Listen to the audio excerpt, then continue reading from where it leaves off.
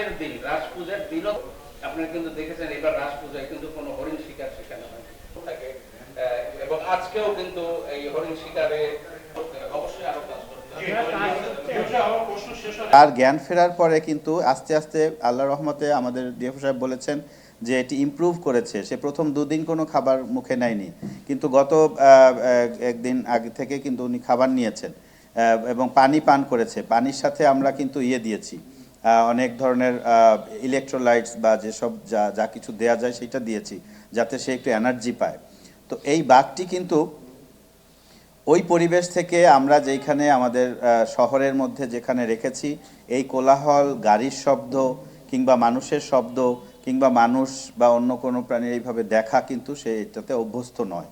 কাজেই যতই সুস্থ হয়ে উঠছে, তার ভেতরকার যে বেসিক যে ইনস্টিংক্ট, তার যে বেসিক ক্ষিপ্রতা এবং সেটা বেড়ে উঠছে এবং সে দেখছে যে সে এগুলো কিন্তু সহ্য করতে পারছে না। এই জন্য আর আমাদের যেটা করতে হয় যে তাকে যতটা সম্ভব নিরিবিলি পরিবেশটা তাকে দিতে হবে, যাতে সে সুস্থ হতে পারে। এই জন্য আমরা ওইখানে কোনো রকম ভিড় করা, মানুষ যাওয়া, দেখা, শোনা এগুলো একদমভাবে নিষেধ করে দিয়েছি।